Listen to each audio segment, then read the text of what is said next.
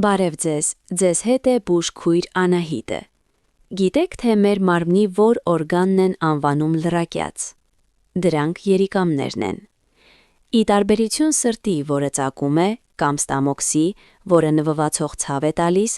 երիկամները կարող են կորցնել իրենց ֆունկցիայի մինչև 90%-ը, իսկ դուք նույնիսկ ցավ չզգաք։ Նրանք չեն բողոքում, նրանք պարզապես լուր դադարում են աշխատել։ Երբ գոտկատեղում հայտնվում է իրական ցավը, հաճախ դա արդեն վերջին փուլն է լինում։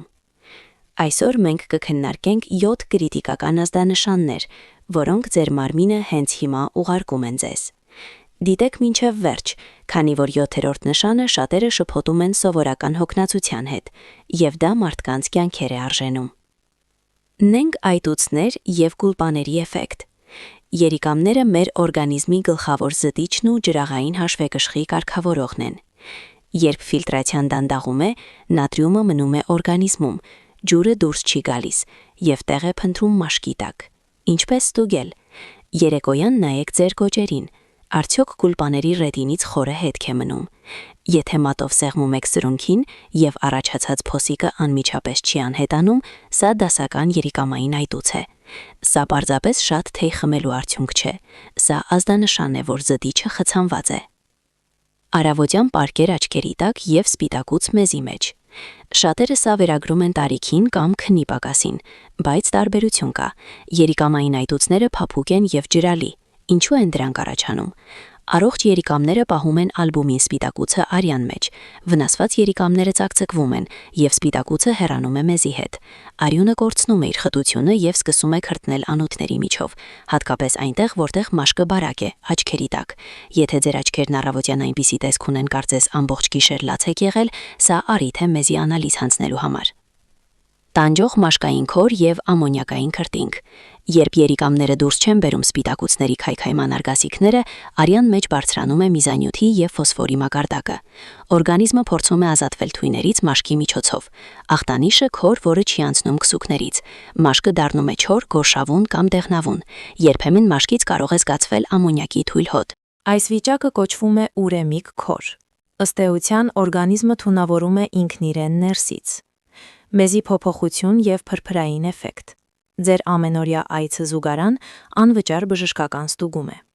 Ինչին ուշադրություն դարձնել։ Փրփուր։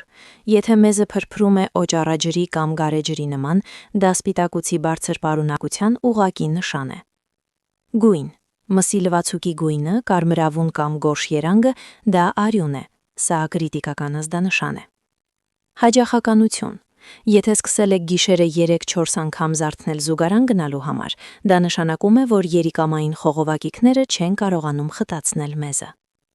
Մետաղական համբերանում և մսից հրաժարում։ Զարմանալի է, բայց երիկամային անբավարարության առաջին նշաններից մեկը համի զգացողության փոփոխությունն է։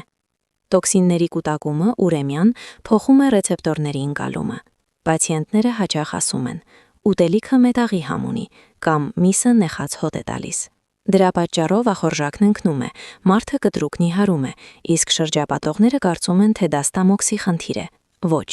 դա ազոտային մնացորդներով լցված արյունն է։ Մշտական դողերոցք և անեմիա։ Ձեզ ցուրտ է նույնիսկ տաք սենյակում։ Երիկամները արտադրում են էրիթրոպոետին հորմոնը, որը հրահանգ է տալիս ոսկրածոցին ստեղծել էրիթրոցիտներ։ Երբ երիկամների հիվանդ են, հորմոնը քիչ է, զարգանում է ծանր անեմիա։ Արյունը թթվածին չի հասցնում, մարմինը մրսում է, իսկ սիրտը սկսում է ավելի արագ բաբախել, փորձելով գոնե մի բան մղել անոթներով։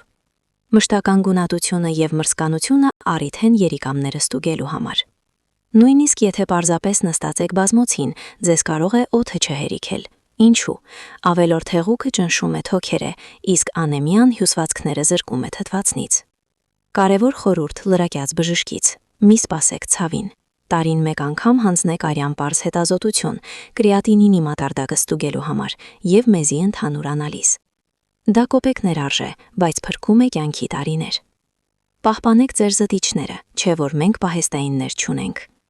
Բաժանորդագրվեք ալիքին, կիսվեք այս տեսանյութով WhatsApp-ով ձեր մտերիմների հետ։ Հնարավոր է հենց այս հոլովակը ստիպի նրանց ժամանակին դիմել բժշկի։